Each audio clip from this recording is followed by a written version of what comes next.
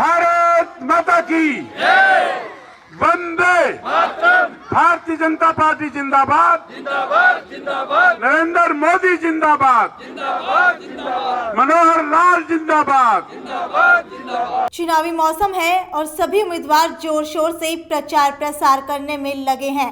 इसी के चलते गत दिवस भाजपा प्रत्याशी डॉक्टर कमल गुप्ता के समर्थन में अर्बन स्टेट 2 स्थित गीता पार्क में एक जनसभा का आयोजन किया गया। जनसभा में सभी अर्बन स्टेट वासियों द्वारा डॉक्टर कमल गुप्ता का जोरदार स्वागत किया गया।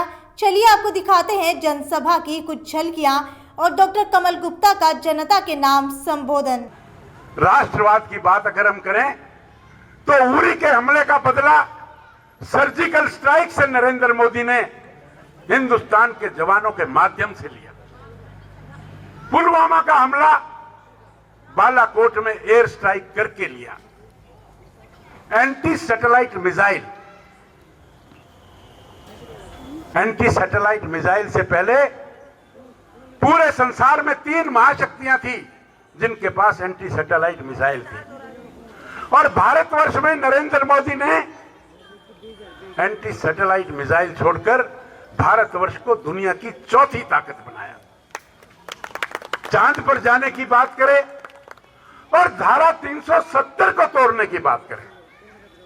हरियाणा की बात करूं तो हरियाणा में 70,000 नौकरियां बिना सिफारिश के और बिना खर्ची पर्ची के मिली।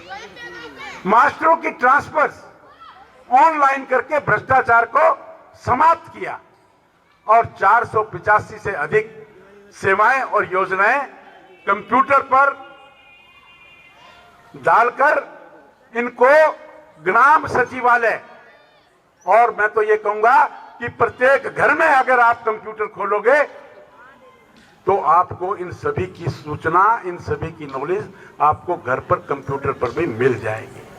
हिसार की बात करें, हिसार में सड़कों की बात करें, sector 13, 14, 15, 16, 17 urban estate model town Surya Nagar की 26 गलियां, बड़वाल थानी, महावीर कॉलोनी, सब्जी मंडी चौक 5 सड़कें निकलती हैं।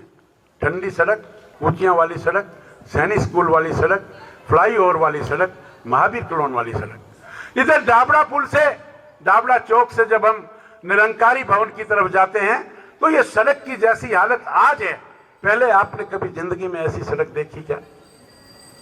आप बीच वाली सड़क की बात करो, ये जो सिरसा बाईपास से और बस स्टैंड होती हुई, नगौरी गेट होती हुई, मटका चौक, कैंप चौक और ये सीधी डाबड़ा चौक होती हुई, ऐसी सड़क पूरी रेनोवेशन, डिवाइडर, खंबे और इतने बढ़िया बढ़िया लट्टू, ऐसा लगता ही नहीं कि आप हिसार में हैं। ऐसी अनेक बातें, चाहे वाटर वर्क्स की बात हो, चाहे एसटीपी की बात हो, चाहे रेलवे स्टेशन पर वॉशिंग यार्ड की बात हो, ऐसी अनेक बातें हमने हिसार की भी, हरियाणा की भी और दिल्ली की भी की। और इन सब बातों के होते हुए उनका नतीजा, उनका परिणाम भी आपने उसका हमें दिखाया। यहां पर मेयर के चुनाव हुए, आपने यहां हमारे भाई गौतम सरदाना को जिताया, भारी बहुमत से जिताया, 28,000 से जिताया। न केवल हिसार बल्कि पूरे हरियाणा में 5 के 5 मेयर जीते, और आपने मनोहर लाल के जो काम थे उन सही कामों के ऊपर अपनी मोहर लगाई। आपने जींद का उपचुनाव जितवाया, पहली बार जींद में भारतीय जनता पार्टी का एमएलए बना। क्यों बना? आपको हरियाणा में और देश में भारतीय जनता पार्टी के काम पसंद थे।